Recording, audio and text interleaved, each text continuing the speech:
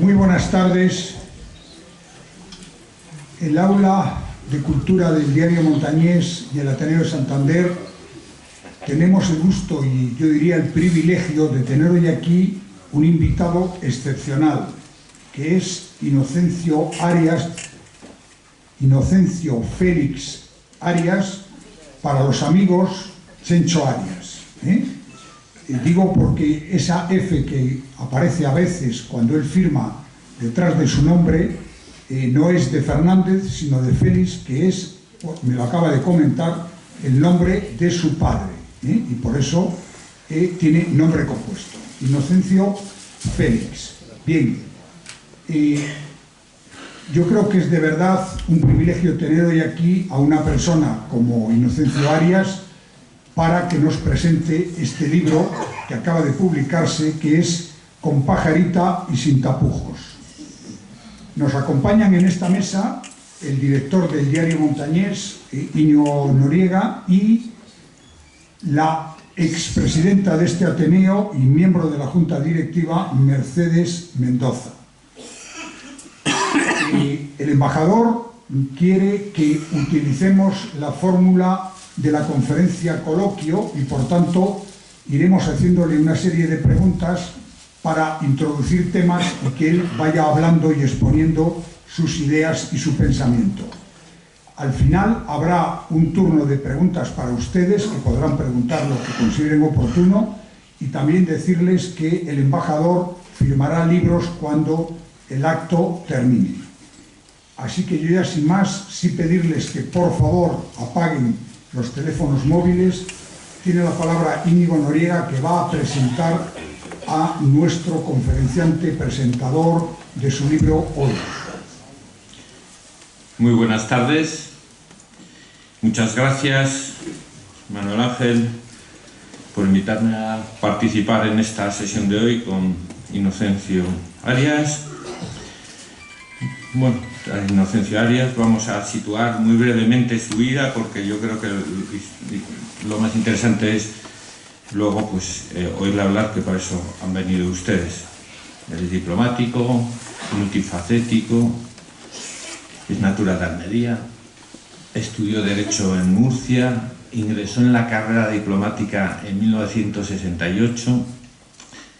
Él estuvo destinado como primer destino en Bolivia, luego en Argelia y Portugal. Ha tenido una vida muy rica, con momentos vitales y profesionales de mucho interés. Él en Portugal vivió en primera persona, gestionó el asalto a la embajada española durante la Revolución de los Claveles, allí por 1975. Ha estado en exteriores con gobiernos de todo signo a lo largo de toda la democracia, como usted ve, con el PSOE, con el Partido Popular.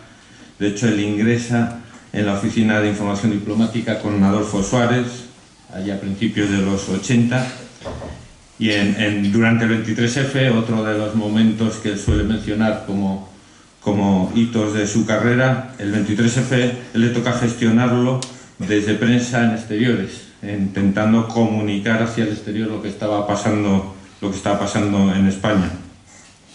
Con Felipe González fue secretario de Estado, su secretario primero y luego secretario de Estado, y en ese periodo, entre otras muchas gestiones, tuvo que lidiar con el asesinato de los jesuitas españoles en El Salvador. Fue embajador en la ONU ya con el gobierno de Aznar y llegó a presidir su Comité Mundial contra el Terrorismo.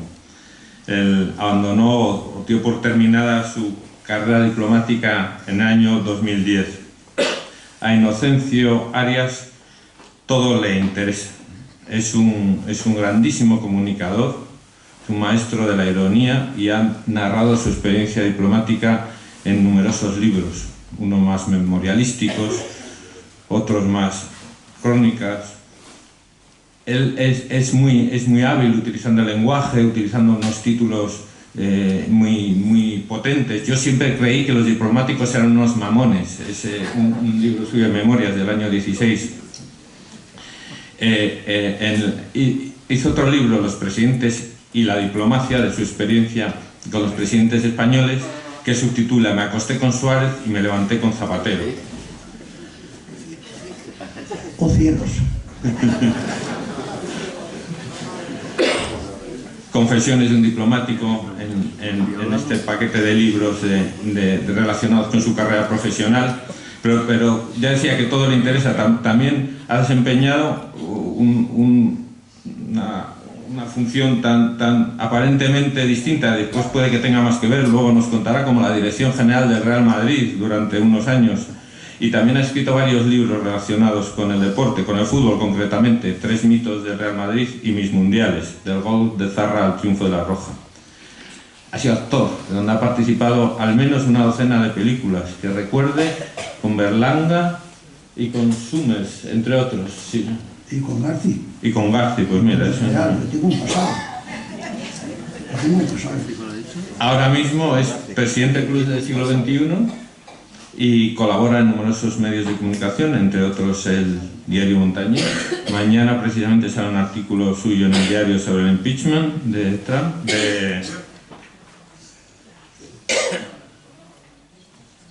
Trump, y ha recibido numerosas condecoraciones que no las vamos a recordar todas porque son decenas, tanto en España como en el extranjero. Hoy aquí tiene entre manos su nuevo libro, Con pajarita y sin tapujos, de la superioridad moral de la izquierda a las ocurrencias de Trump y el problema nacional. Un libro fresquito, pero que ya va por su 3ª edición, donde muestra, pues como siempre, su vivacidad, su ironía y, sin embargo, profundidad que no va reñida.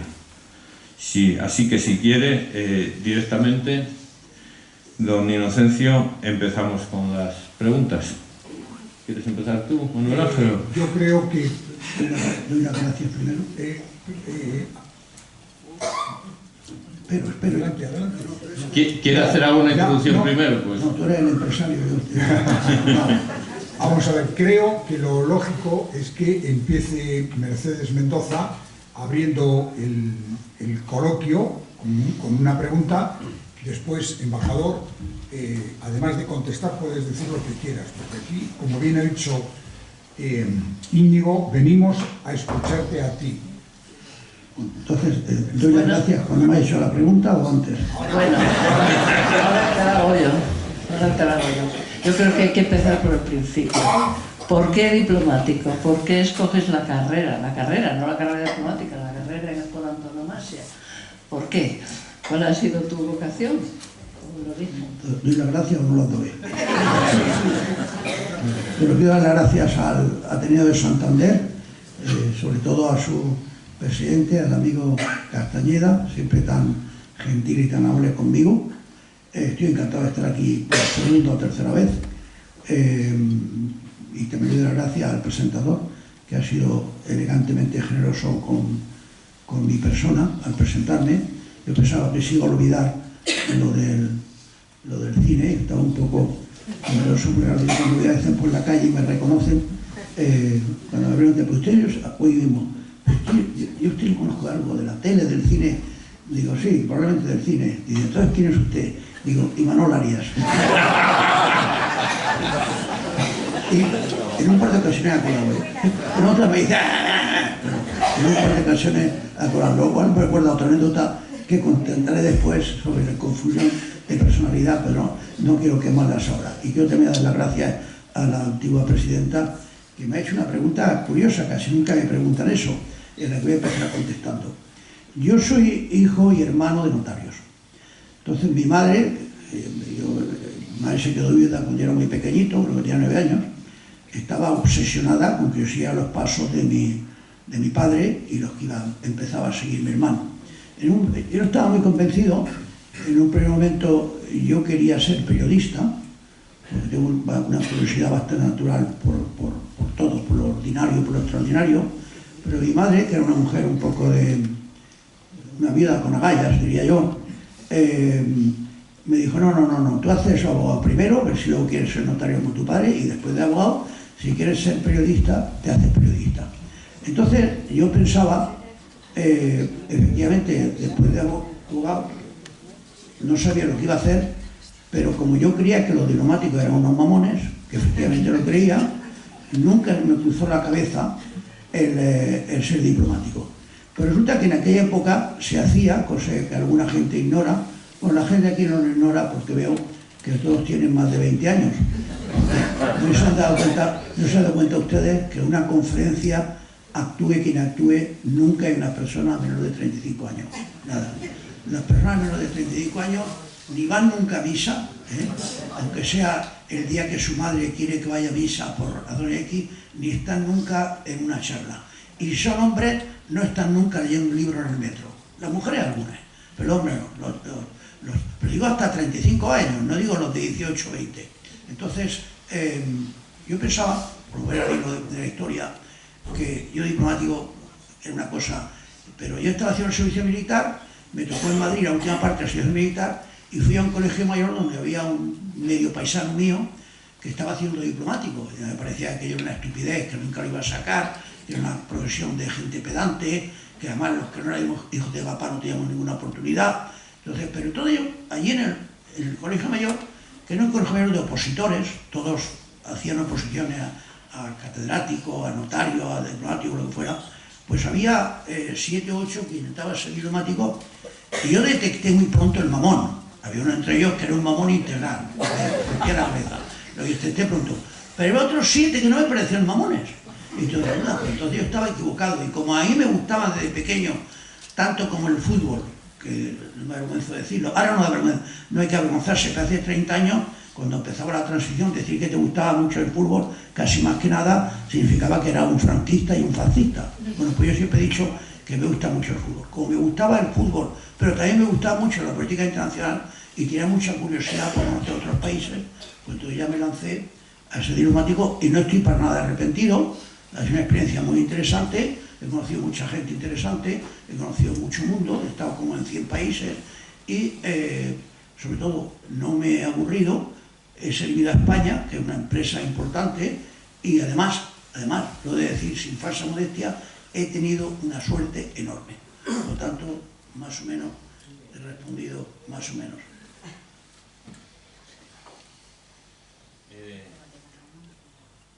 Sí, ahora sí está. Don Inocencio, ¿cómo ve el papel de España actual en el ámbito internacional? ¿Qué momento vivimos? ¿Cuáles son las prioridades que a usted le parece que España debería adoptar? ¿Su papel con Europa, su papel con Hispanoamérica? ¿Ha habido tiempos mejores? Bueno, sí, ha habido tiempos mejores. El de Felipe González, el de Aznar fueron claramente mejores. En la época de Rajoy estuvo absorto, concentrado en un tema como sacar a España del atolladero económico que teníamos con la crisis económica mundial, que era a punto de tener que ser rescatado, etcétera, etcétera, lo cual era humillante y significado probablemente un descenso en el nivel de vida. Y Sánchez está demasiado absorto en encontrar alianzas con gente que debería ser impresentable y que para el líder del Partido Socialista Obrero Español debería ser una vergüenza buscar alianzas con esa gente. Pero como Sánchez está obcecado con conservar el poder, y después de decir unas cosas malas de él, digo una que no es tan mala, yo creo, en contra de lo que dicen con frecuencia las tertulias que voy yo, que no está solo obcecado con mantenerse en el poder por ser ambicioso, porque no quiere salir de la Moncloa, porque tiene una buena pensión después, por mandar, no. Esa es una parte no despreciable de su carácter, pero hay otra parte que es que él cree, como un crío pequeño, como le pasaba al inefable Zapatero, él cree que tiene la solución para los problemas de España. Por ejemplo, que tiene la solución para el problema catalán.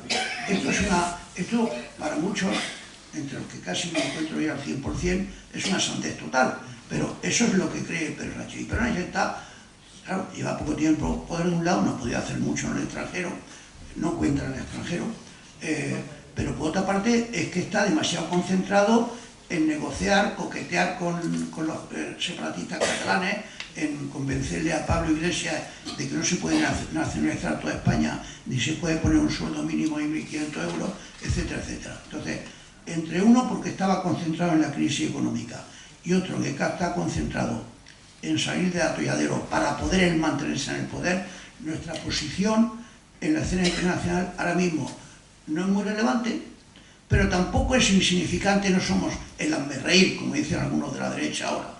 tampoco era bueno de reír con Rajoy. No, simplemente que hemos perdido algo peso por razones internas en el momento en que podíamos ganar más peso, porque en la Unión Europea se está marchando Gran Bretaña, con lo cual uno de los tres que iban delante de nosotros está en la Unión Europea, está Alemania, después está Francia, después está Gran Bretaña, luego está Italia, y rozando Italia estamos de nosotros, y está de nosotros Polonia. Eso en importancia, peso específico del país. En este momento en que podíamos ganar terreno porque se va a Inglaterra y porque Italia está hecha también un mare magnum, nosotros estamos con el mare magnum de que Sánchez por fin consiga formar gobierno, y por otra parte con el problema catalán, que es con muchísima diferencia el problema más gordo que tiene España, porque el problema en sí es muy gordo, y porque las cosas que va a hacer Sánchez, las letras que le va a firmar a los separatistas, lo van a hacer más gordo, me temo, y me encantaría equivocarme. Bien, sé que ahora mismo no hay datos suficientes para que una persona como usted pueda hacer una evaluación completa, pero yo creo que esto es un foro del diario Montañés, de un periódico, y por tanto hay que estar al filo de la actualidad. Hoy ha habido una sentencia sobre precisamente Cataluña y sobre la situación de Junqueras.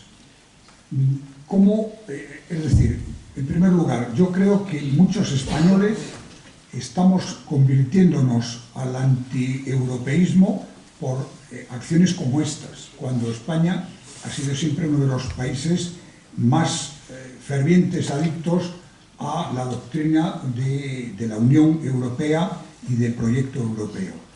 Y por otro lado, aunque la justicia es uno de los poderes y no tiene que ver con el Ejecutivo, pero bueno, no nos engañemos, y todos sabemos la influencia que tienen determinados países, tanto para conducir a los jueces a dictar determinadas sentencias, como para después no cumplirlas, como sucede con Gran Bretaña o con Francia en muchas ocasiones. ¿Cómo ves esta sentencia, que hoy además ha sido como un cataclismo en el panorama político español? Sí, esta sentencia no es buena para los que creemos en la unidad de España. No es buena porque le da una baza propagandística muy considerable a los separatistas.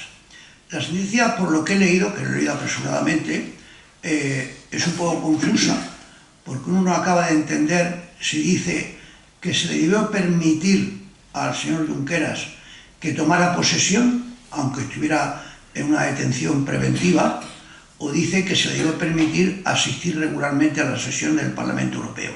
Yo no acabo de entenderlo, parece que la primera versión me ha dicho un amigo que es la correcta, pero yo no acabo de entender. Claro, la segunda resultaría ser más grave. Ahora, lo que ocurre, no sabemos lo que va a hacer el Supremo. El Supremo puede dejarle que tome posesión, pero luego puede decir que está aún sujeto, ahora ya, a una condena firme de un tribunal serio español, porque los hechos que juzga el Parlamento Europeo, lo que acaba de salir la noticia, es sobre lo que ocurrió en el momento en que a él no se le dejó que tomara posesión. En ese momento él no estaba condenado, ahora está condenado por un tribunal, que digan lo que digan, unos jueces belgas, es un tribunal serio. Pero con todo, sea la interpretación estricta o la amplia, esto es una baza propagandística enorme para los separatistas, porque en el que lee la prensa a la ligera en Europa, y no todo el mundo lee detenidamente, esto ya siembra dudas sobre la imparcialidad de nuestra justicia.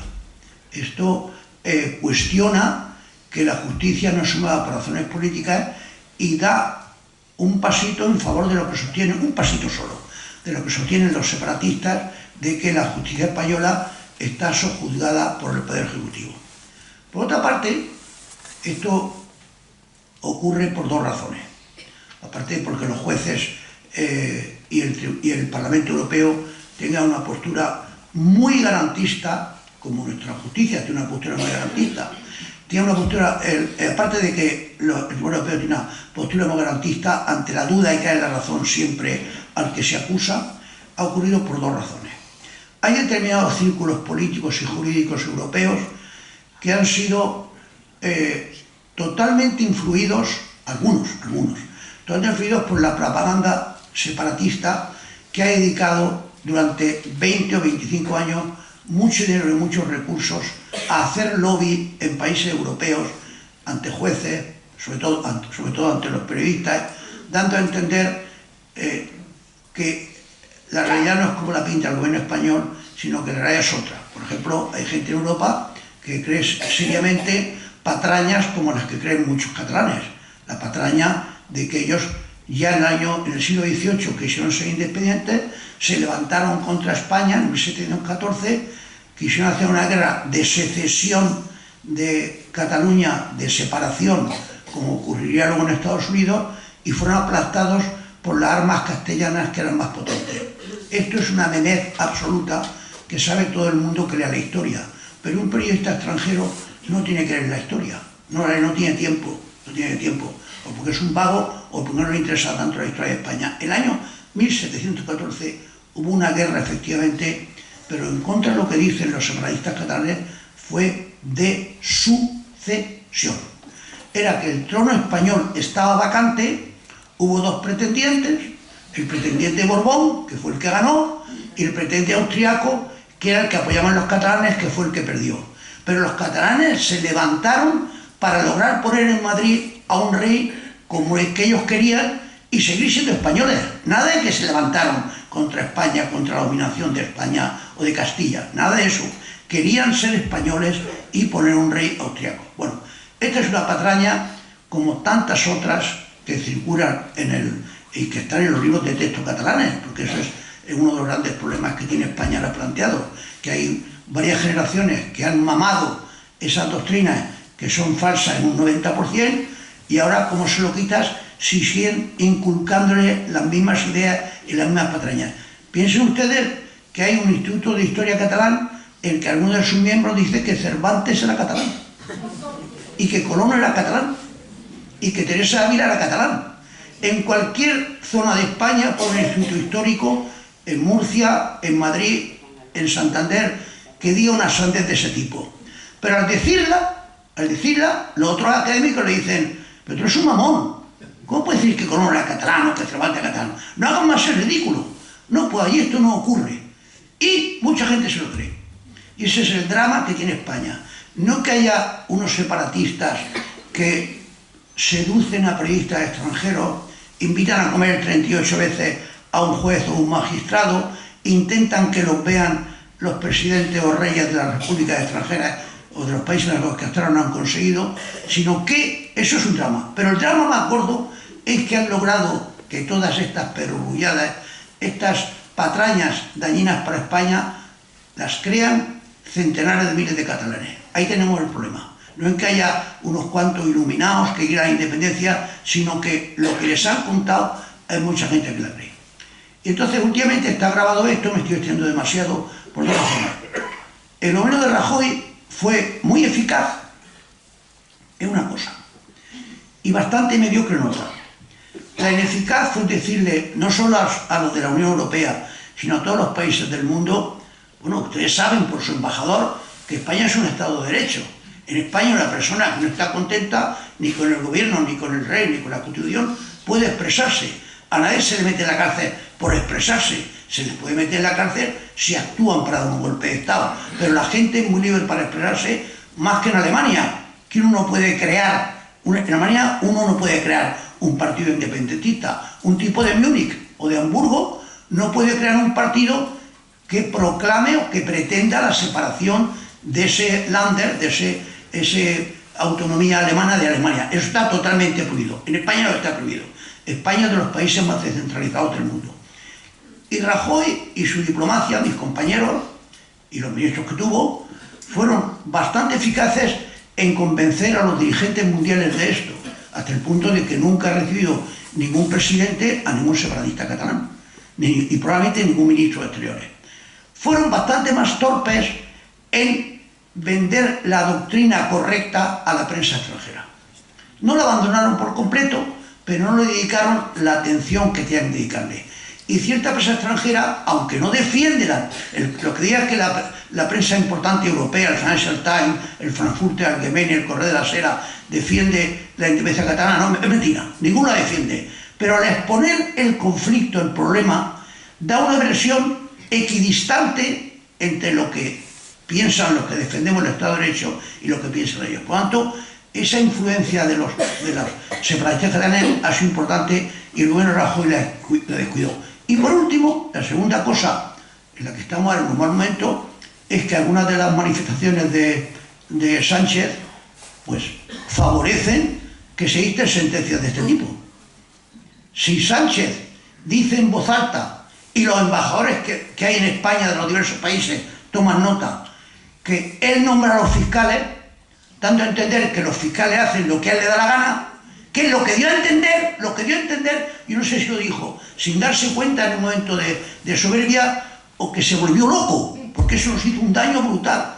Claro, si un juez belga dice, claro, en España es que los fiscales hacen lo que quiere el gobierno, por lo tanto lo que decía Rajoy y lo que dice Sánchez, pero no son independientes. Entonces, ya estás perdido, Y eso fue lo que él dijo. Él dijo esa frase que nos ha hecho un daño brutal. Y si ahora el embajador de Argentina en España, el embajador de Gran Bretaña, el embajador de Finlandia, el que ustedes escojan, digan, el presidente del gobierno está rogando que lo dejen gobernar unas personas que dicen que mañana plantearían de nuevo un referéndum de separación. Entonces, esto cuando llega al Ministerio de Asuntos Exteriores de Finlandia, de Argentina y tal, y dice, bueno, esto, ¿cómo es posible que el presidente del gobierno español, que es un demócrata y que dice que está defendiendo la unidad de España, está, si no suplicando, sí haciendo coqueterías de lenguaje corporal con los que dicen que mañana, no dentro de 3 años, quieren romper España? Entonces, esto le quita fuerza a nuestros argumentos. ¿Qué duda cabe? En tu libro, Inocencio, lo he ojeado nada más, pero me parece que haces mención un poco a personalidades que has conocido de todo el mundo. A mí me gustaría que nos dijeras un poco cuáles son esas personas que te han llamado la atención por extraordinarias. Por extraordinarias de buenas, quiero decir. Buenas, sí, malas también. Porque bodos también ha habido. Sí. Bueno, yo creo que el tipo más articulado, más coherente y con más claridad de ideas que he conocido yo, personalmente, y que he estado sentado con él en mesas, ha sido el antiguo presidente y ministro de Exteriores de Israel, Simón Pérez. Era una persona extremadamente brillante, cartesiano, muy claro, 2 y 2 son 4 y 2 más son 6, y no cabe decir que son 5,75, son 6. Era muy claro explicando la política internacional e incluso la política de su país. Yo estuve en un par de reuniones con él, y luego un día que iba a ver al rey, el ministro no estaba, tuve que acompañarlo a ver al rey, y hablando con el rey fue realmente claro. Yo creo que a don Juan Carlos le hizo una buena impresión. Por lo tanto, sería quizá el que ha empezado. Sin haberlo conocido, aunque lo he seguido muy de cerca, porque yo estaba allí cuando nació políticamente y me entusiasmaba, pero yo no lo he conocido, no he comido con él, ni he jugado al fútbol con él, ni al baloncesto, ni nada, no, ni he estado en reunión. Pero el que me impresionó mucho fue el presidente Obama. Y sobre todo me impresionó por su oratoria.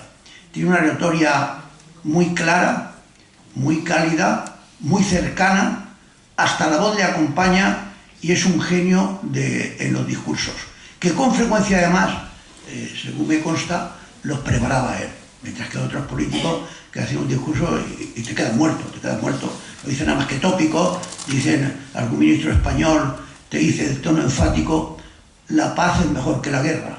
Y me quedo mirando uno que tuve yo, digo, coño, no me jodas. La paz es mejor que la guerra. ¿Cómo has podido decir esa profundidad? Es que algunos ministros que por no meter la pata dicen eso. Y si a un hombre le gustan las mujeres, dormir con una de ellas guapa es muy agradable. Pero no me fastidies. ¿Pero cómo es posible? ¿Cómo? Pero si le gustan los hombres, no. ¿Cómo es posible? Pues, entonces, Obama no era el rey del tópico y era un tipo muy... Luego, sin embargo, creo, curiosamente a mí me impresionaba mucho, y una vez iba conduciendo en Los Ángeles, un día que no tenía chofer, y decía unas cosas tan bonitas y de forma tan clara, tan diáfana, que yo paré el coche, y yo no soy americano para nada, yo soy de Almería, pero paré el coche emocionado por cómo se expresaba. Pero luego, sin embargo, yo pienso que ha sido una figura que despertó demasiadas expectativas, demasiadas, y aunque tendrá un lugar interesante en la historia de Estados Unidos, no será un lugar tan destacado como Kennedy, o como Roosevelt, o como Lincoln, o como otros presidentes. Lo que ocurre es, claro, era negrito, y en un primer momento parecía que era un hándicap, era negrito, pero era negro, su madre era blanca. Y esto, una vez que estaba, le ayudó, como es posible que una persona de color haya llegado a ser presidente de los Estados Unidos. Y luego, además, era supuestamente progre, y eso, para la opinión pública mundial, tiene un bonus, tiene un premio, porque los presidentes de derecha de Estados Unidos invariablemente caen gordos. Piensen ustedes en cualquiera de ellos y piensen ahora en Trump. Trump no lo van a inhabilitar, aunque quieren. En mi opinión no van a inhabilitar. Yo apostaría un mes de mi prisión. Incluso un mes y medio. Incluso el abono del Real Madrid. Ya estoy apostando bastante, ¿eh?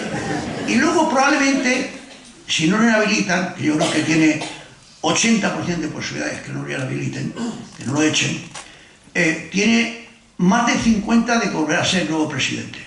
A lo mejor 55, tiene 60, pero más de 50.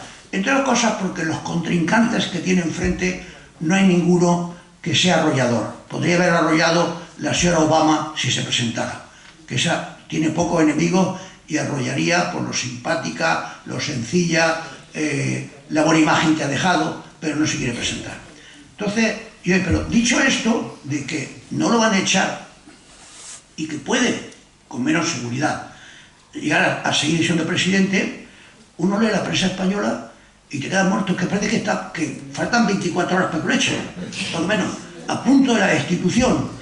Empieza a leer frase y tú dices, bueno, yo he vivido 11 años en Estados Unidos y esto no es así, esto no es así. Aunque sea por una razón muy sencilla, que explico en el artículo que ha citado el amable director del diario Montañés. En Estados Unidos hay dos cámaras legislativas. La baja, que se llama la Cámara de Representantes, y la alta, que es el Senado. En Estados Unidos el Senado tiene muchísima más importancia que la Cámara Baja, que la Cámara de Representantes. Aquí en España es lo contrario. Por eso el diputado tiene más importancia que el Senado. Bueno, la Cámara de Representantes, que está controlada por los demócratas, por los enemigos de Trump, ayer votó que tienen que examinarlo, que tienen que concluir el proceso para ver si lo inhabilitan o no. Correcto. Correcto. Por lo tanto, es un poco de oprobio para el señor Trump, una vergüenza, que solo ha habido 3 o 4 presidentes en Estados Unidos que han pasado eso sonrojo, pero y él lo está pasando. Ahora va al Senado, donde los partidarios de Trump son 53 de 100. Entonces, es impensable, tal como están las cosas ahora mismo, que empiecen a desertar los republicanos.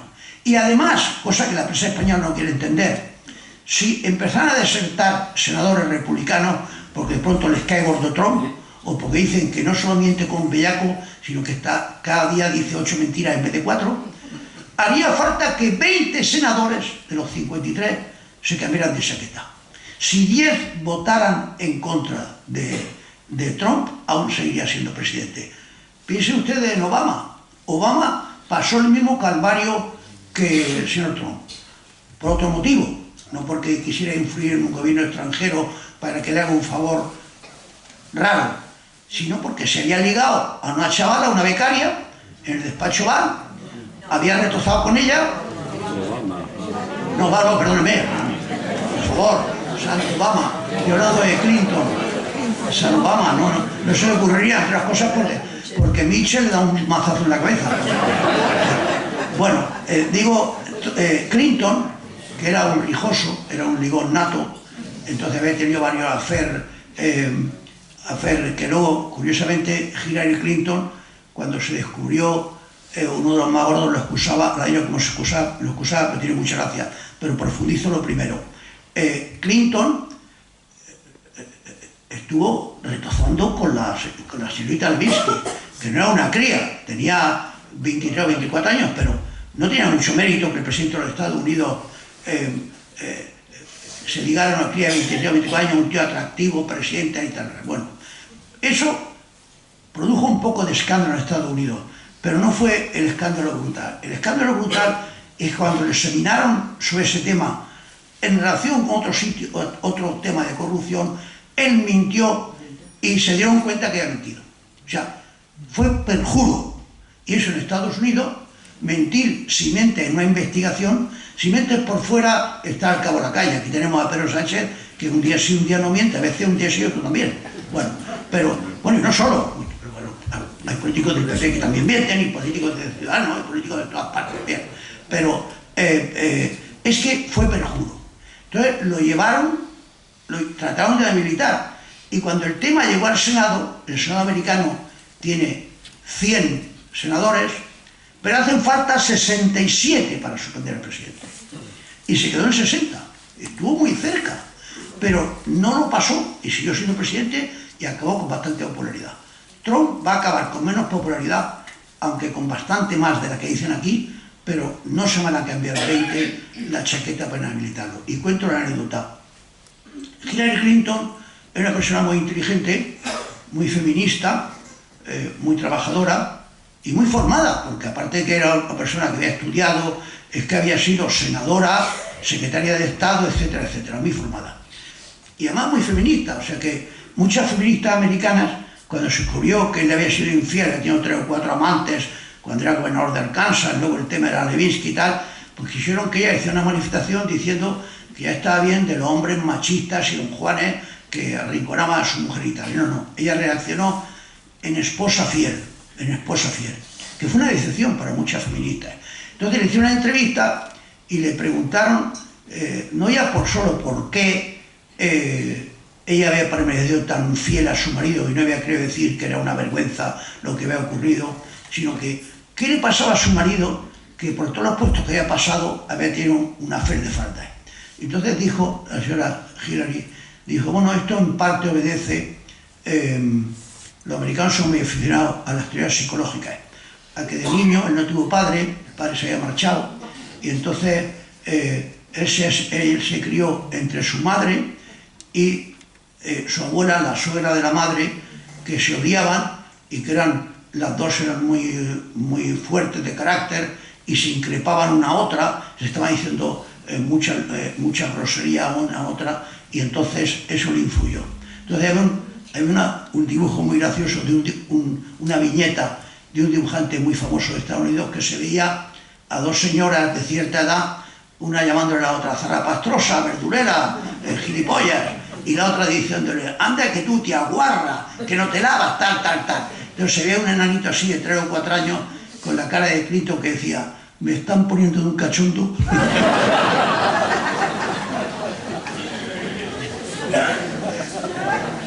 Bueno, un enano así. Ya ha reventado el artículo de mañana en el diario. No. Bueno, por seguir con Trump, ¿es tan simple como puede llegar a parecer? ¿Es tan simple que qué? ¿Cómo puede llegar a parecer? No, yo creo que tonto no es. No, yo creo que es un tío misógino, ordinario, bastante mentiroso, pero pensemos en Johnson es tan mentiroso como él, y no quiero volver a mencionar a España. Es un lenguaraz, pero tonto no es. Las cosas que está haciendo son las que él dijo en su campaña electoral. Es decir, que engañar, ahora estoy haciendo de abogado del diablo, ha engañado poco en lo que son sus objetivos. Dijo que había que denunciar el Tratado de Comercio que tenía con México y Canadá, lo ha denunciado y ha conseguido que se reforme. No ha conseguido todo lo que quería, ha tenido que conceder cosas a México y a Canadá, como es lógico, pero ha conseguido bastante lo que quería. Luego dijo que iba a revisar toda la política con China, lo ha hecho, que iba a hacer algo con Corea del Norte, lo está intentando hacer, aunque le va a salir mal. Ahí él, como es fanfarrón, está presumiendo más de lo que tiene que hacer. Y luego ha hecho cosas que para un político americano es importantísimo. El Tribunal Supremo americano tiene una importancia brutal en el desarrollo de las leyes de Estados Unidos. Y además, a diferencia del nuestro, es acatado por todos los estados. Doblan la cerviz cuando el Tribunal Supremo se pronuncia sobre algo. Aquí en España, sabemos, ciertas partes de España se fuman 3 puros con lo que dice el Tribunal Supremo o el Constitucional. Bueno, pues él ha conseguido lo que no pudo conseguir Obama, ha conseguido meter en el Tribunal Constitucional 2 personas de la ideología que él quería, por lo cual va a lograr moldear para las 3 o 4 generaciones futuras un montón de leyes que conforman el modo de vida americano. O sea que tonto yo no lo es. Yo de luego yo no lo habría votado, Yo no lo habría votado. Tampoco habría votado a Hillary Clinton porque me parecía una cínica total. Pero yo no habría votado a Trump, no es un personaje inquietante. Ahora, tonto, pero aquí bueno, aquí ya sabe, si es presidente americano de derecha, ya sabe que es un matón, un mamón, está dispuesto a disparar en cuanto descuida, etcétera, etcétera, ya sabe. Bueno, un poco cafre sí que es, ¿no? Al menos en sus manifestaciones públicas. Bueno, sí, ya te digo que vasto, lenguaraz, misógino, algo ordinario, sí, por supuesto. No le confiría una cátedra de protocolo. Embajador, acercándonos un poco más a España y a Europa, el Brexit parece que ahora sí va a ser un hecho consumado, allá para final del mes de enero. Y eso, aquí yo creo que lo estamos viendo como algo ajeno. Porque estamos cansados del tema. Sí, pero ¿cuál es tu análisis sobre las consecuencias que puede tener para España? Pensemos que en Cantabria tenemos 2 líneas o 3 de ferry constantes con Gran Bretaña e Irlanda, y eso cómo va a influir en España y en Europa, claro. Y en la propia Gran Bretaña, porque ahora veremos, ahora los escoceses van a plantear un segundo referéndum, ya mismo. E Irlanda del Norte, que para ella era sagrado estar unida a Gran Bretaña, a Gales, Escocia, y ya empieza a plantearse de forma minoritaria, pero ya claramente que quizá le interese más volver a unirse con Irlanda del Sur, que antes era el gran enemigo, los católicos papistas del Papa eran enemigos. O sea que esto va a plantear problemas a corto plazo también en el Reino Unido. El Brexit está basado primero en un error, el error de Cameron, de convocar un referéndum que era estúpido que lo convocase, y lo perdió. Los referéndums, el diablo los carga. Y luego también en una serie de patrañas parecidas al caso catalán, difundidas por los políticos que eran contrarios a la permanencia en la Unión Europea y que han hecho mella en el electorado británico, sobre todo en las personas de edad, en las personas mayores de 50 años. Es decir, que ellos pagaban mucho dinero a... Se produce un poco el tema catalán. Lo de España nos roba, pues allí era Bruselas nos roba, un poco parecido. España no nos deja que seamos como queremos ser, tenemos una personalidad, allá lo mismo, Bruselas no deja que los británicos sean británicos y nos quieren invadir con gente búlgara, polaca, latinos, ya que no es el nombre ya dicho de forma peyorativa, y esto se lo creyó mucha gente en Gran Bretaña. Por ejemplo, Johnson fue muy hábil, arteramente hábil, suciamente hábil, en decir que con el dinero que ellos le mandaban a Bruselas podía arreglarse el sistema sanitario, el sistema de sanidad de Gran Bretaña, que renquea, que deja bastante que desear. Es falso. Primero, no mandaban tanto dinero como él decía, ni siquiera la quinta parte era lo que le correspondía en relación a su Producto Nacional Bruto, lo que le correspondía. Una repetición además del caso catalán. Uno ya aquí el caso catalán, parece que los únicos que contribuyen al arca común son los catalanes, que Madrid o La Rioja u otros no contribuyen, y contribuyen igual que Cataluña. Los más ricos contribuyen a que los pobres, los más pobres, estén un poco mejor. Entonces él vendió esto, ni pagaban esa cantidad que él decía, no pagaban ni yo creo que era la séptima parte de lo que estaba diciendo. Ni siquiera con toda esa cantidad podía arreglarse el sistema sanitario británico, que hombre, no está a niveles tercermundistas, no exageremos, pero que sí que renquea. Es decir, por ejemplo, las listas de espera en Gran Bretaña el año pasado, hubo meses que yo creo que murieron en un año, murieron como 1000 personas porque estaban en la sala de espera y no pudieron ser admitidas ni a un quirófano ni a una sala de tratamiento adecuado. Eso en un país como Gran Bretaña, esto es una locura. O sea, que no lo va a solucionar ni con el dinero necesita mucho más fondos, también faltan miles de enfermeros y enfermeras en Gran Bretaña, una carrera que no es popular, importan de la India, importan de España, importan de varios países. Entonces, ¿ahora qué va a ocurrir ahora? Ahora va a ocurrir que se van a salir, no de la forma que él dice ahora, que lo vende como hace una cosa placentera, pero no va a ser placentera, va a ser áspera, va a ser un divorcio áspero, porque Bruselas está harta de los británicos, pero va a ocurrir, no hay la menor duda de que va a ocurrir, y además en un plazo de tiempo relativamente breve. Esto va a tener una incidencia en la economía de Gran Bretaña, que es la que va a perder más que nosotros, pero por otra parte va a tener incidencia en nosotros.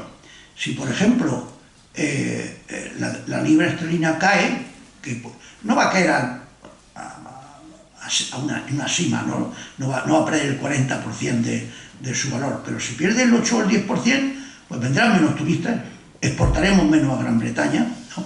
Entonces, esto va a tener una incidencia mala para ellos y bastante mediocre para la Comunidad Europea, aparte de otras consecuencias que va a tener, que si antes era difícil formar un proyecto de defensa común europeo, para defendernos los europeos, en el caso, Dios no lo quiera, que Estados Unidos se distraiga, pues ahora con Gran Bretaña fuera va a ser más complicado tener ese proyecto de defensa común. Y todo es curioso, como digo, que todo está basado en mentiras y una patraña. Los jóvenes han querido que se quede Gran Bretaña dentro, y las personas mayores no, porque han creído lo que decía este demagogo, que es muy listo, el señor Johnson, y que ha colado cada una, por ejemplo, una cosa que vendió cuando era periodista. Él fue periodista y estaba destacado en Bruselas. El periódico para el que trabajaba lo echó porque se dio cuenta que mentía como un bellaco. Me he contado dos historias que eran totalmente mentiras.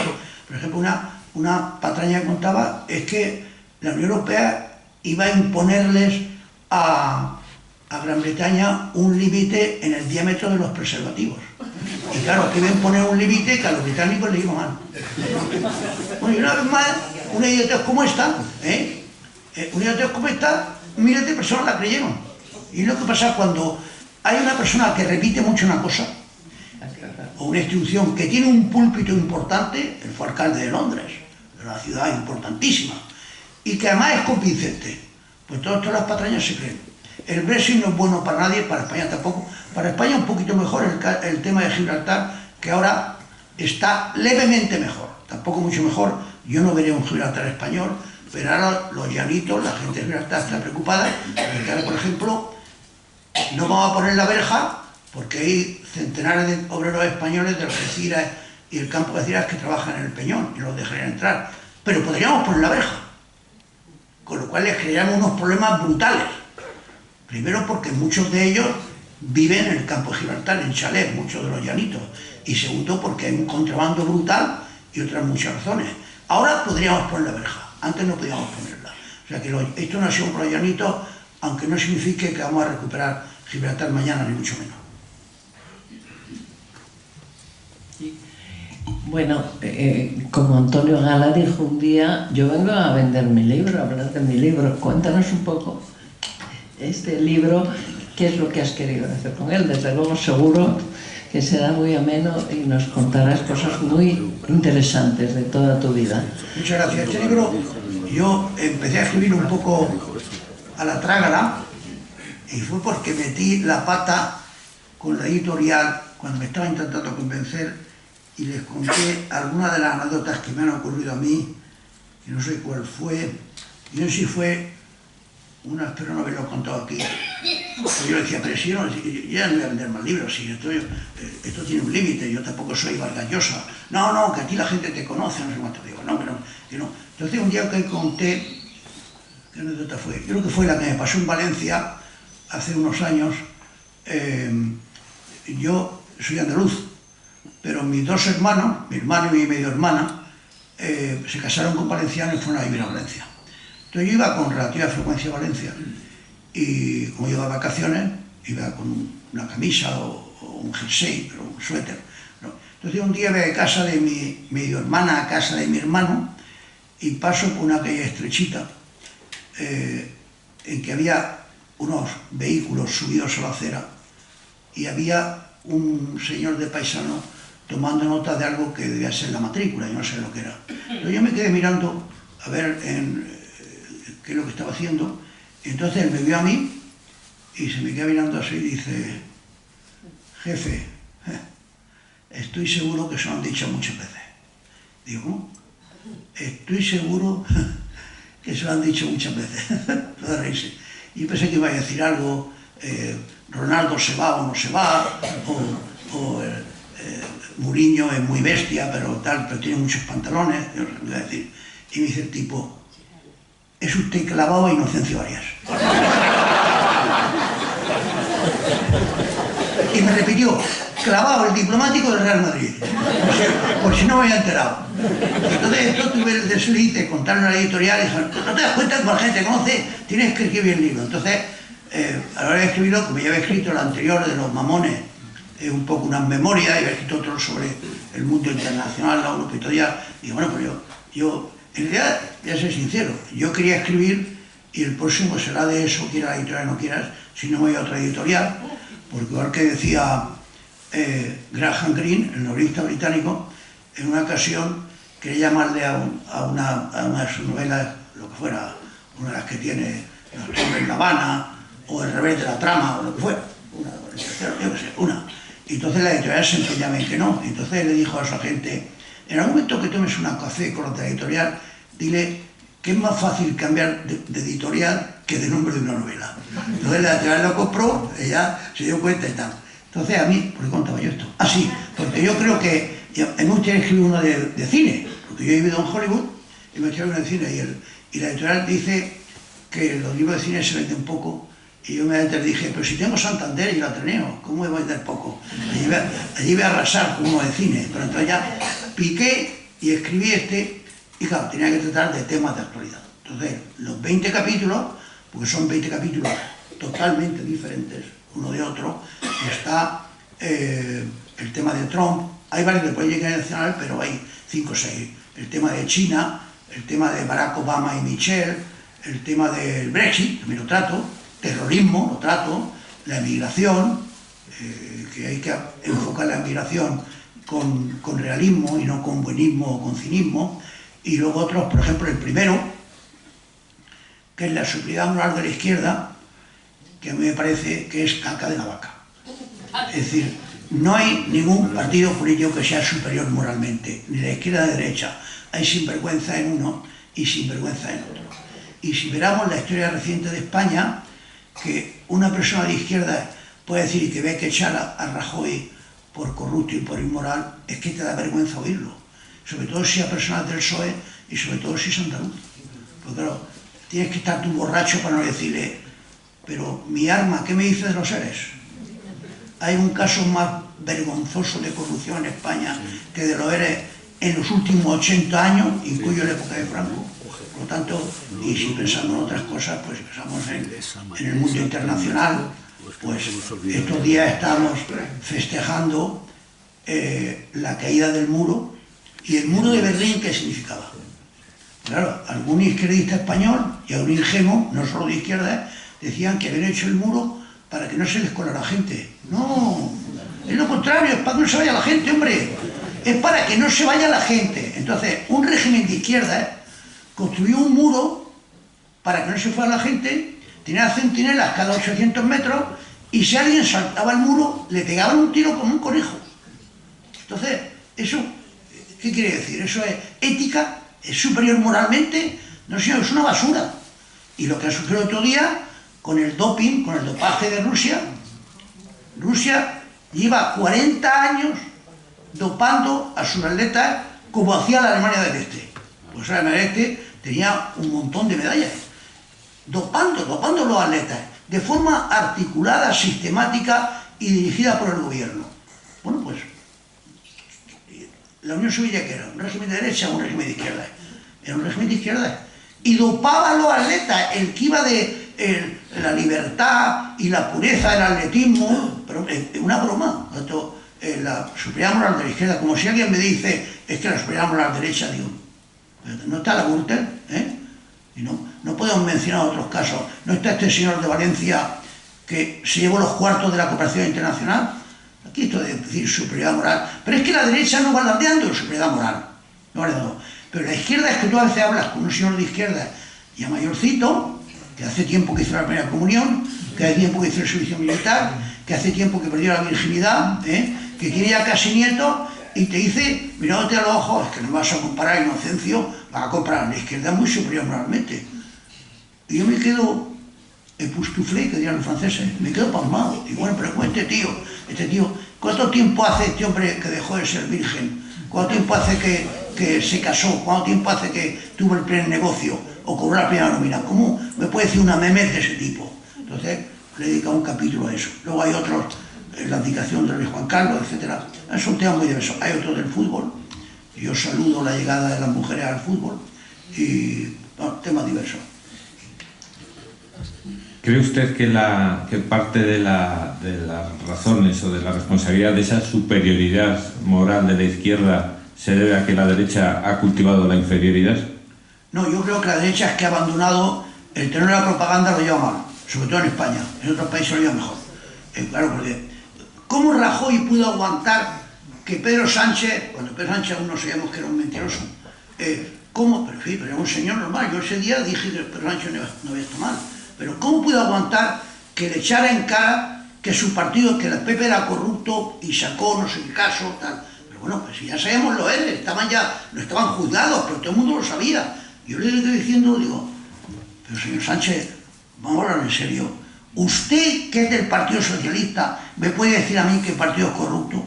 Pero usted sabe lo que significa lo ERE. Usted sabe que es que lleguen millones de euros para los parados en la comunidad autónoma que tiene más parados de España, porque aquello no es Santander, ni La Rioja, ni Madrid, aquello es Andalucía, que tiene más parados que Santander, claro, que Madrid. Y que ese señor se distraiga para otros fines.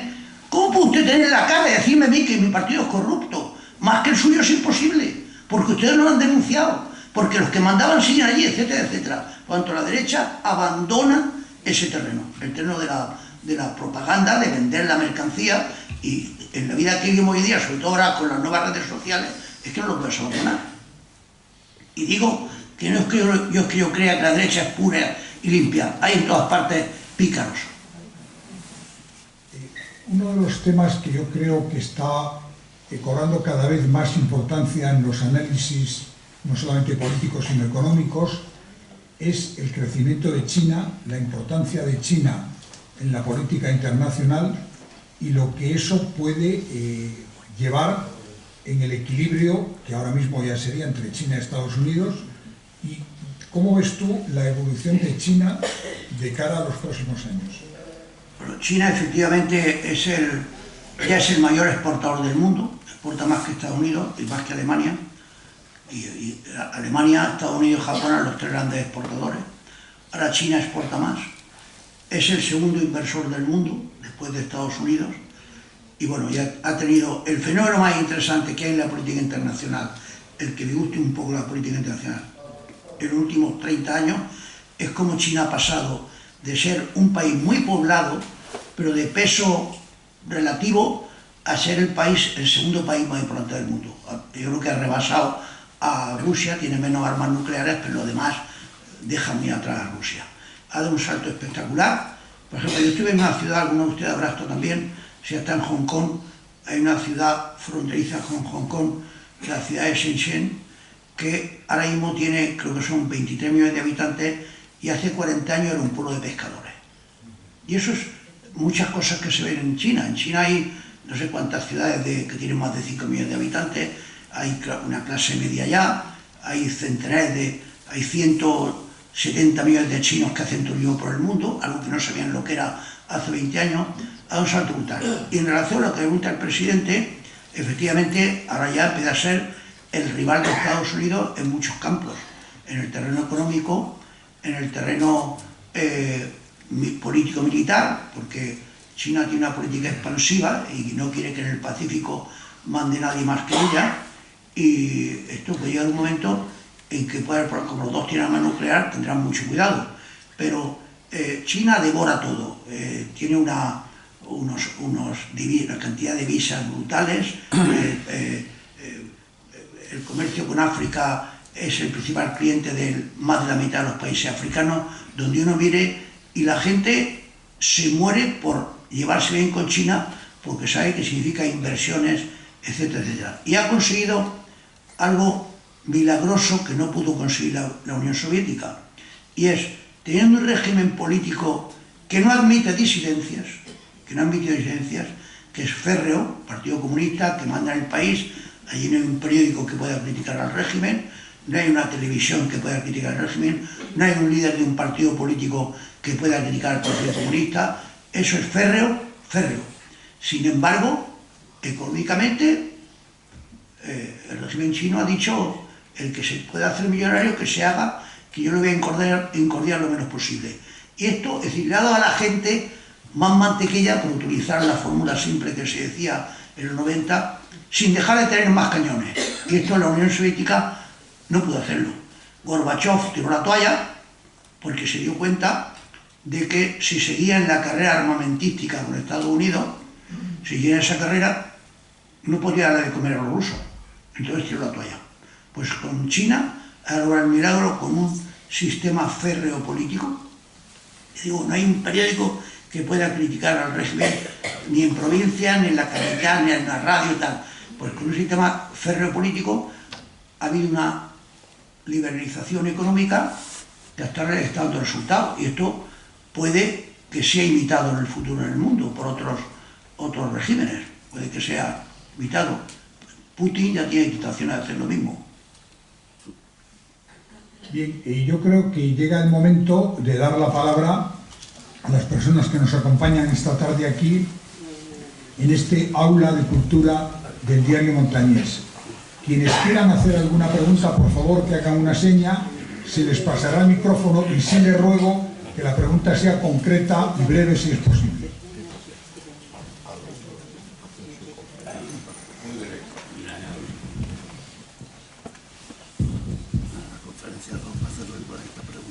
Buenas noches, muy breve, don Inocencio.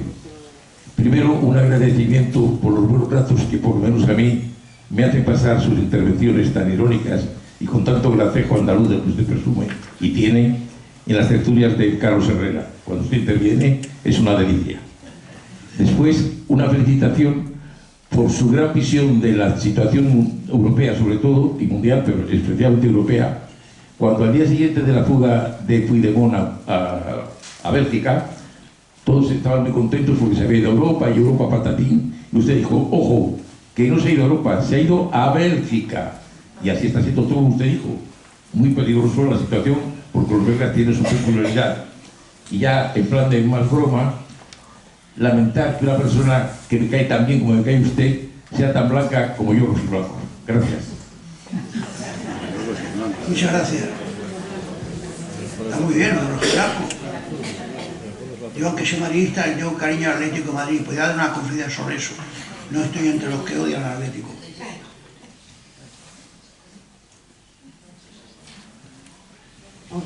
Con usted se podía hablar muchas cosas, pero además, primero, usted dice que los ingleses cometieron un error de hacer el referéndum, pero yo creo que cometieron dos, porque ese referéndum, desde el punto de vista de la ciencia política, tiene que ser con mayoría cualificada, 66, y se marcharon con el 52. La segunda pregunta es, ¿qué opina usted de lo que nos llaman de extremo centro? Y la tercera y última, de que yo voy a hablar dentro de unos días, me parece, con don Manuel Valls. A mí me parece un muy buen político. Usted, francés, español y francés, ¿qué le parece a usted, don Manuel Valls? Bueno, he oído del Valls, la segunda no la he oído. Extremo centro.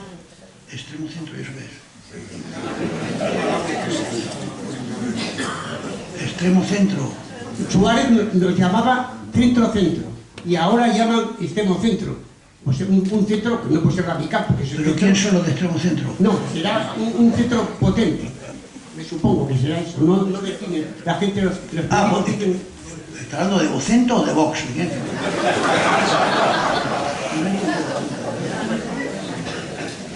Bueno, la primera pregunta es, ¿qué opina que el Brexit tenía que haber sido con el 66 y no con el 52%? Bueno, eso no estaba establecido en la Constitución americana, en la Constitución inglesa. No hay Constitución en Inglaterra, no hay Constitución. Es decir, que Cameron lo cifró todo a que ganara raspado no el sí. Lo que parece que se confundió los que hicieron los sondeos, pero no estaba escrito en ningún sitio. Eso es una cosa de Canadá, que tiene que ser una mayoría clara, cualificada y no raspada. Pero en Gran Bretaña yo creo que no estaba, que tenía que ser el 76. En la ciencia política se dice mayoría cualificada. Bueno, ¿y qué opina de don Manuel Valls? Manuel Valls, a mí me gusta Manuel Valls. Lo malo es que me gusta bastante. Habla claro, es catalán, entonces conoce el tema, le pasa lo que a Borrell. Es difícil rebatir cuando habla, por eso lo odian. Pero claro, pinchó en las elecciones. Pinchó en las elecciones. Entonces, el papel que podía haber jugado, si no como fuerza mayoritaria, que eso ya se ve pronto que no podía ser, pero sí como fuerza moderadora, pues ha quedado bastante diluido. Pero a mí me gusta Valls, ¿no? Pero con ideas claras y con este concepto de que ¿quién es culpable de lo que ha ocurrido en Cataluña? Pues mucha gente, pero en buena medida la burguesía catalana. En buena medida la burguesía catalana, aunque no lo quiera reconocer. Y incluso ahora, cuando ven la oreja al lobo, hay una parte de la burguesía catalana que sigue jugando con la idea y que se cree eso de España nos roba, España nos asfixia culturalmente, que es una broma. Yo no sé cómo se asfixia culturalmente a una autonomía que tiene su lengua, que edita periódicos en catalán, que la televisión es en catalán, exclusivamente catalán. Yo estuve el otro día en la televisión catalana, en un programa de los sábados, que me dijeron varias personas, no vayas que es una encerrona, no vayas que es una encerrona, y yo fui. Bueno, a mí el 75% de las preguntas me las hicieron en catalán. Alguien podría pensar, mi propia mujer, que es extranjera, que si hablan castellano, un mínimo de educación es que me la hicieran en castellano. A mí no me importó, pero sí fue la prueba evidente de que nadie les coarta culturalmente. Si va un señor que presumiblemente no habla catalán, yo soy andaluz y diplomático español, pues hombre, deberían hablarte en castellano si lo entienden, y todos lo entienden perfectamente y lo hablan perfectamente.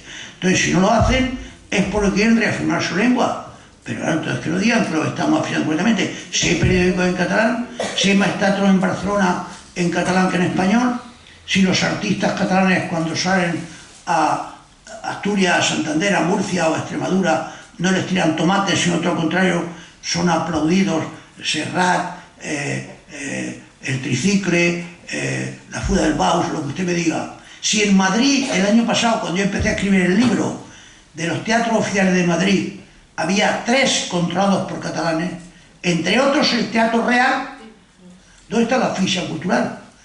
¿Cuántos siglos van a pasar antes de que veamos en Barcelona 3 teatros oficiales, uno dirigido por un tipo de Aranjuez, otro por una señora de Santander y otro por un dramaturgo obetense? Nunca, vamos a ver. Pero lo estamos afiando culturalmente, que es paradójico y parajódico. Buenas tardes, señor Arias. Se ha empezado a hablar aquí en este coloquio del tema de Estrasburgo con la sentencia. Para mí creo que ha habido una sentencia mucho más grave hoy, que ha sido la del Tribunal Superior de Justicia de Cataluña, diciéndole al señor Puigdemont que está suspendido, a la cual ha contestado que eso se lo pasa a él por el arco de triunfo. Lo ha dicho en catalán, no sé si lo traduje bien, porque no conozco el catalán. Entonces, me gustaría que usted comentara algo de este tema. Y otra de las cosas que ha dicho es que usted se acostó con el señor González y se levantó con el señor Zapatero.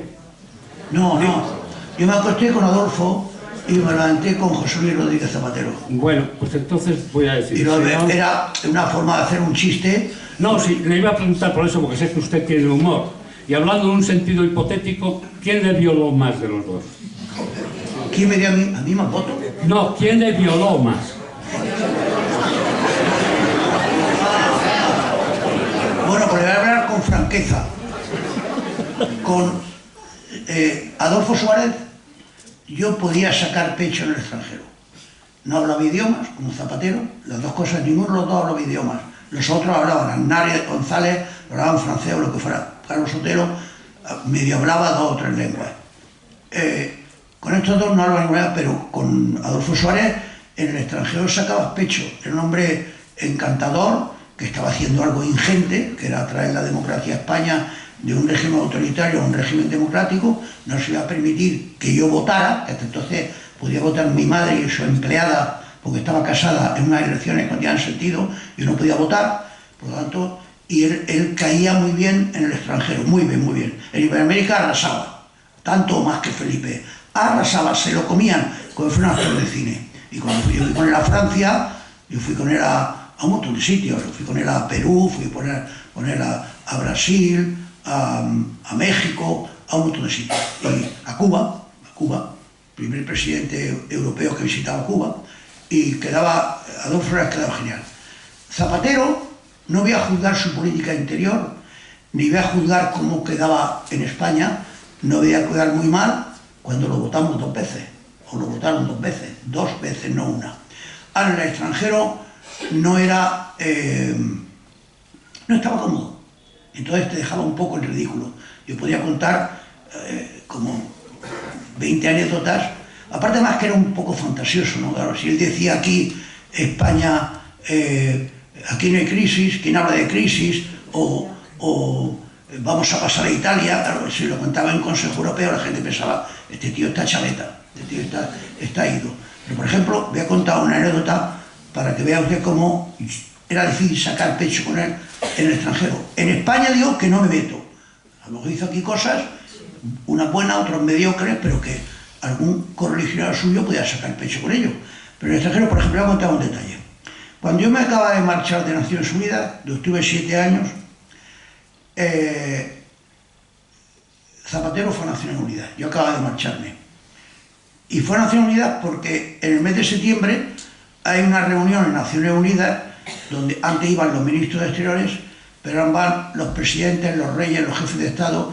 Entonces en 5 o 6 días hay fácilmente en Nueva York, que hay unos problemas de tráfico increíbles, fácilmente 100 jefes de Estado de gobierno. Entonces Zapatero fue e hizo bien en ir, hasta ahí genial. Pero cuando estaba allí, o cuando iban, alguien le comentó, los franceses cuando vienen, el embajador de Francia, o mejor dicho, su presidente, da una cena en honor de todos los países del mundo que hablan francés, a la que invita a las personalidades de la ONU, al alcalde de Nueva York, a los franceses ilustres que viven en Nueva York, etcétera, etcétera. Entonces, a Zapatero, aunque en aquel momento estábamos ya tiesos, porque era el principio, le pareció una idea, no era el momento para montar grandes jolgorios de cenas, pero en fin, también se lo disculpo, no lo había hecho nunca, porque hasta ese momento nosotros hacíamos lo que los italianos o los propios ingleses, hacíamos un desayuno, un poco por todo lo alto, pero un desayuno solo para los países iberoamericanos. Entonces decidieron hacer una comida por todo lo alto. Bien, montan una comida por todo lo alto en el Waldorf Astoria. El Waldorf Astoria es un hotel emblemático. Bueno, ahora lo han comprado los chinos, por cierto, los chinos compran todo. Los presidentes de Estados Unidos van allí cuando van a Nueva York. Obama va siempre allí, ahora no irá porque habrá micrófono hasta en el bidet. Ahora no irá, pero en fin. Y un hotel, bueno, las actrices de cine van allí, Marilyn Monroe se hospedaba allí, bueno. Entonces lo montan allí por todo lo alto, lo cual no hay un duro, pero bueno, tampoco pelillo a la mano.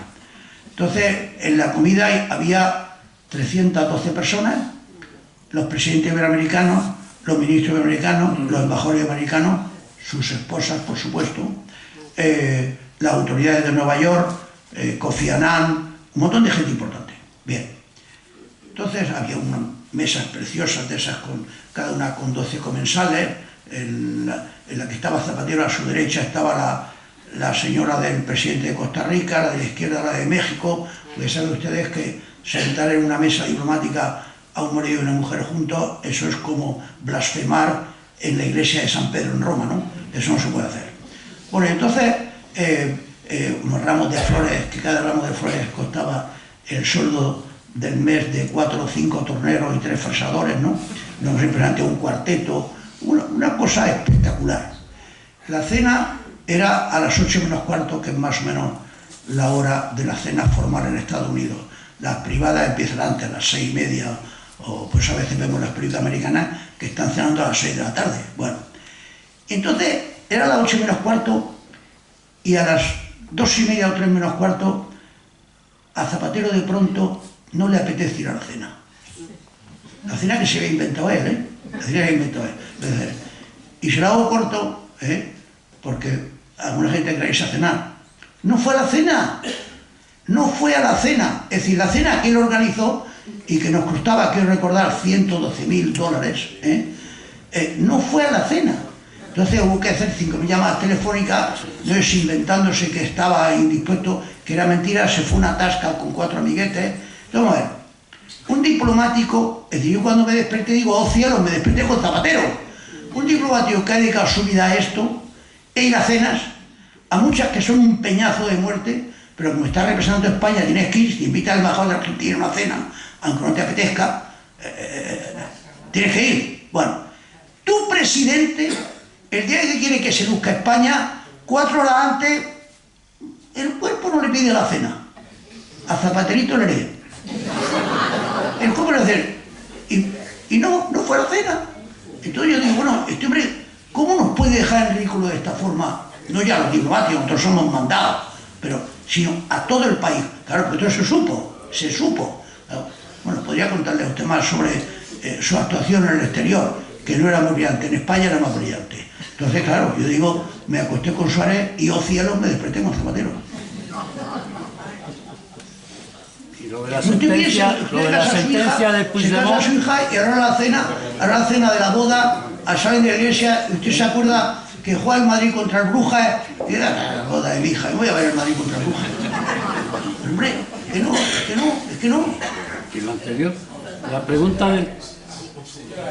Yo quisiera hacerle una pregunta, porque no he entendido muy bien su opinión sobre la parcialidad o la imparcialidad de la Corte Europea. Pero sospecho que usted cree que los jueces europeos se han dejado influenciar por la propaganda catalana. ¿Estoy en lo cierto? Sí, yo creo que se han dejado influenciar por la propaganda, pero ahora bien, ¿es solo por lo que se han dejado influenciar o porque también son muy garantistas o porque nosotros no hicimos las cosas como teníamos que hacerlas, porque a lo mejor que haber pedido el suplicatorio el Tribunal Supremo antes de dictar lo que hicieron, no permitirle que fuera a tomar posesión? Hay una mezcla de cosas. Creo que influyó la propaganda hecha por propagandistas, pero no fue solo eso. No es que son totalmente sesgados y totalmente comprados por los catalanes, no. Influyó, como ha influido en Bélgica, pero es que hubo otras cosas. Es que, por ejemplo, hubiera sido más correcto que el Tribunal Español, antes de decir que no saliera, que no le dejaba salir, que preguntara a Bruselas, antes de que se curara en salud. O sea, que no lo achaco exclusivamente a eso, pero sí, que usted diga que algo influyó, juraría que sí. ¿Y esto no es cuestionar su imparcialidad? ¿Cómo? Esto no es cuestionar la imparcialidad. Ya no usted lo que quiera. Yo digo que esto influyó en 3 o 4 cosas, pero el que se cuestione la imparcialidad de los jueces españoles también es un poco delicado, ¿no? Entonces, si cuestiona la imparcialidad de los jueces españoles, yo estoy pensando si ellos han estudiado el caso, si han metido la pata en algo, o si es que no todos ellos son tan imparciales. Yo diría que no habría que cuestionar ni la imparcialidad de uno ni del otro. Bien. Pero no decir que uno es imparcial y el otro sí puede ser parcial. Puede ser que cuestionemos la imparcialidad de los dos. Pero los jueces, en el tema de la pena, muchos juristas españoles y algunos extranjeros dicen que era un caso claro de rebelión, no de sedición. Dijeron sedición, hay que respetarlo. Señor Arias, usted que está hablando. Sí, se me oye. Señor Arias, usted que está conoce tantos entresijos de la diplomacia, de la historia, de la política española. Quería hacerle un comentario y una pregunta. El comentario es por qué se estreñió cuando se hizo la Constitución entregar la cultura a las comunidades, para dejarlos contentos. Es que todo lo que se está pasando ahora viene de lo mismo, viene de la escuela. Yo vengo del País Vasco y he conocido comunidades, y ahora en Cataluña está pasando lo mismo. En el País Vasco costó mucha sangre, porque ellos eran muy violentos. Cataluña puede pasar en cualquier momento. Correcto. Yo contigo, Estoy totalmente de acuerdo con ese comentario. Yo, entregar la cultura a las comunidades, a lo mejor se lo hubiera entregado, pero con una supervisión clara de lo que hacían. Si una comunidad durante 8 años en sus libros de texto está difundiendo de forma solapada o no solapada que ellos son mejores, que España los explota, y luego las patrañas, como he dicho, de la gran agresión, pues eso tendría que haber una supervisión para decir esto no puede ser, esto no puede ser. En el país... Ahora, no dejarles que tengan competencia en cultura un poco fuerte. En Baleares, donde yo vivo, los gobiernos de derechas han promocionado la lengua catalana. En el País Vasco se promocionaba la lengua vasca. Y entonces, ¿de qué nos quejamos? Si hemos dejado abandonar eso, que es lo más importante, que era nuestra lengua principal, el castellano o el español. Así está claro. Entonces no tiene arreglo, porque esos niños... Mientras siga la cultura al 100% en manos de unos y la televisión de los mismos, y la controla separatista, el tema tiene poco arreglo. Esos niños que están estudiando... Perdóneme, sí. Usted ya ha realizado la pregunta. No, se quiere hacer una pregunta. Haga la pregunta, por favor. La pregunta es, ¿qué opina de los movimientos de protesta que existen en Francia? Francia siempre ha sido un país muy importante, que era la Revolución Francesa, que era un movimiento de mayo. ¿Qué opina? ¿Qué se está gestando allí con estos movimientos que existen, donde se mueven miles de personas? Yo no. Los movimientos de protesta. Bueno, pues esto en la democracia se puede protestar. Lo que no se puede y no se debe permitir es que en una comunidad tan importante como Cataluña, si ocurriese en Santander, pensaría lo mismo, unos grupos de...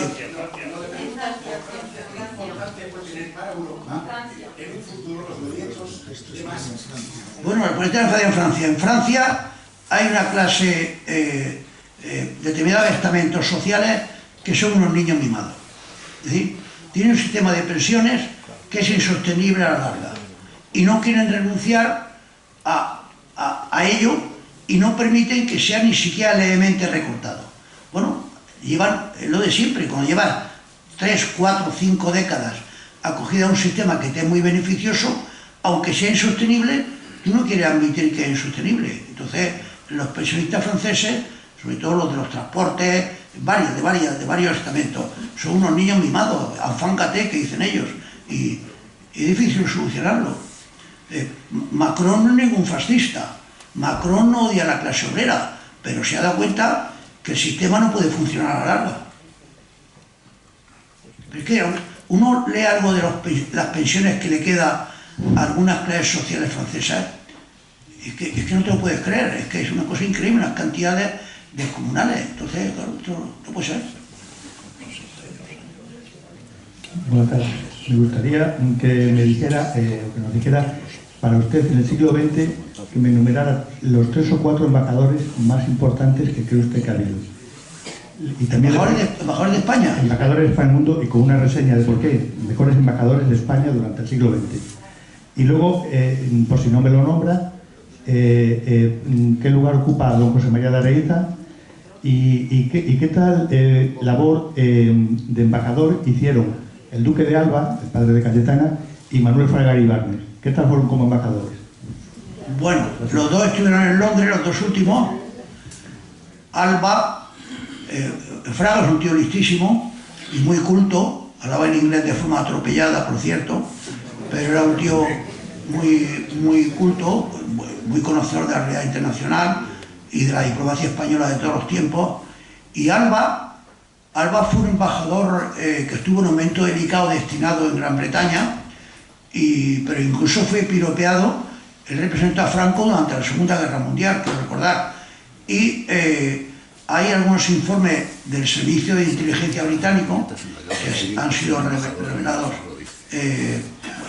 hace 15 o 20 años, de lo que ocurrió hace 60, que confiesan que ellos sabrían la valija diplomática de Alba.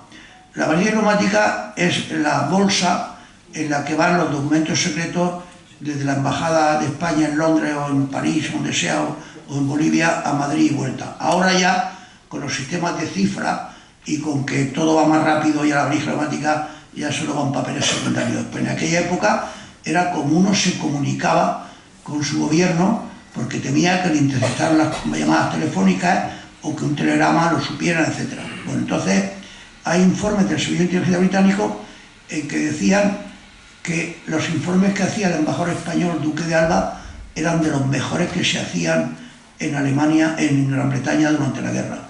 Y claro, ellos temían que los informes que hacía Alba, al llegar a Madrid, un funcionario de exteriores, o el ministro, o otro secundario, pero un tipo que tenía acceso al informe, se lo pasara a los alemanes. Y estaban en plena guerra mundial. Y entonces Alba salió muy bien conceptuado de... Nosotros en Inglaterra, como hemos tenido en Gran Bretaña embajadores muy buenos. También tuvimos al hermano y primo de Rivera, que era un tío muy simpático y muy valiente, que tuvo una affair con una dama de la alta sociedad británica y tenía inmunidad, es decir, no podía ser demandado porque tenía inmunidad diplomática, pero es que era un tío muy arrojado, renunció a la inmunidad, no sé cómo el ministerio se lo permitió, y fue al juicio, y salió bastante bien parado. Y luego usted ha mencionado, el otro que ha mencionado usted era Areilza, otra persona muy culta, otra persona con sentido del Estado, la persona que conocía las relaciones internacionales, fue embajador en Argentina, quiero recordar, y yo diría que hizo un buen papel, pero tenía un problema, se llevaba fatal con Eva Perón. Y entonces, al llevarse fatal con Eva Perón, en una ocasión, sus colaboradores vieron decir que pase a ese gallego de mierda. Y el de mierda nada menos que don José María de Areilza, que ni era gallego ni era mierdero, porque era un tío muy culto. Yo mencionaría a uno, termino con el tema, uno casado yo creo con una santanderina, que era San Briz. San Briz está con Santanderina, que fue un gran embajador por donde pasó. Por donde pasó. Fue, bueno, su papel durante la Segunda Guerra Mundial, segundo judío, está reconocido hasta por el Estado israelí. Pero luego en los países por los que pasó, dejó buena impresión en Santa Sede, y sobre todo un síntoma bueno de un embajador o de un profesor es lo que dicen los alumnos, con un embajador lo que dicen los subordinados, desde la secretaria hasta el chofer, pasando por los 3 o 4 diplomáticos que tienen a sus órdenes. Y de Ángel Sambriz todo el mundo hablaba bien, todo el mundo hablaba bien. Muy bien, pues vamos con la última pregunta que va a hacer Íñigo Noriega. ¿Qué opina usted de este fenómeno creciente que cuestiona la transición como una época histórica fallida y que incluso opina que la Constitución en su totalidad está superada, ¿no?, en la actualidad en España? Bueno, pero no te dan ningún argumento serio. Esto es una filfa, es una estupidez. Pero no te dan un argumento serio. El argumento más serio que creen ellos que te dan es que la Constitución española no ha sido votada por la mayoría de los españoles vivos ahora, ¿no? Que muchos que la votaron están muertos. Yo digo, ¿y qué pasa con la francesa? Tiene 20 años más. ¿Qué pasa con la alemana? ¿La americana? ¿Qué pasa con la italiana? ¿Qué pasa con la americana? No viven ni los bisnietos de los que la hicieron. O sea que es una cosa, no, es como lo hicieron gente que tal, tonterías que te caen. Eso es gente que quiere empezar a desmochar la Constitución, empezando por el rey. Quieren desmochar al rey porque quieren poner otro régimen político en España. Quieren poner un régimen más izquierdófilo, con menos libertades. Bueno, recordemos que los de Podemos, cuando pensaron que tocaban el cielo por primera vez, lo primero que querían eran los servicios de la inteligencia y la televisión, que es una confesión. Es una confesión por donde van los tiros, una confesión. Entonces, esto es... Hombre, por supuesto que la Constitución es retocable. Por ejemplo, yo retocaría mañana, o esta noche, que la heredera de la corona, aunque haya un hombre en la sucesión, no sea postergada. Es decir, si la princesa Leonor, cuando sea reina, al principio da a luz a una niña y el segundo es un niño, según la Constitución actual, el niño tendría que ser el rey. Eso es una barbaridad en el siglo XXI. Cuando eso es retocable. Que el Senado sea más operativo en España también, probablemente se podría retocar en una cámara de las comunidades, no lo sé. Pero ahora, empezar a hablar insidiosamente de la Constitución como que una antiguaya, también creo que lo trato en el libro, como que una antiguaya que En la Constitución española, lo que digo, que hemos sido felices hasta los últimos 3 o 4 años con ella, una cuestión de libertades, una cuestión garantista, con una clara separación de poderes, ha establecido que el rey no puede borbonear, que el rey tiene un papel claro ahora para nombrar al presidente del gobierno, pero lo demás está sujeto a lo que dice el gobierno. Don Juan Carlos y don Felipe, hay que preguntarle a los presidentes que han sido con el rey Juan Carlos si el rey ha dado un paso más allá de lo que permite la Constitución. Y todos te dicen a boca llena, no, don Juan Carlos ha sido muy respetuoso. Sabía que lo que podía hacer el gobierno y lo que podía hacer él, que es poco. Y por tanto, han sido respetuosos los dos reyes. Resulta que el primero es cargarse a la monarquía, y además esta tontería de que las monarquías son regímenes anticuados, tal. Pero vamos a ver, los países que tienen un nivel de vida más alto de Europa, ¿quiénes son? ¿Quiénes son? Los países más altos de Europa, pues, los países que tienen monarquía, junto con algún otro, no solo. Alemania no tiene monarquía y tiene un nivel de vida muy alto, pero Dinamarca tiene monarquía, Gran Bretaña tiene monarquía, Holanda tiene monarquía, y resulta que no, que son anticuados y que está oprimido el ciudadano medio. Eso es política, ¿verdad?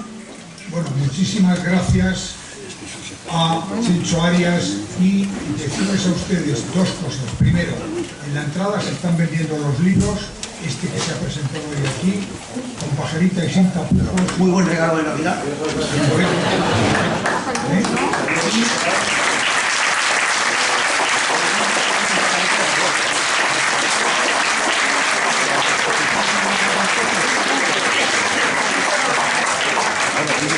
Recordarles que el Guillermo Montañés presentará muy pronto la programación para los meses de enero, febrero y marzo.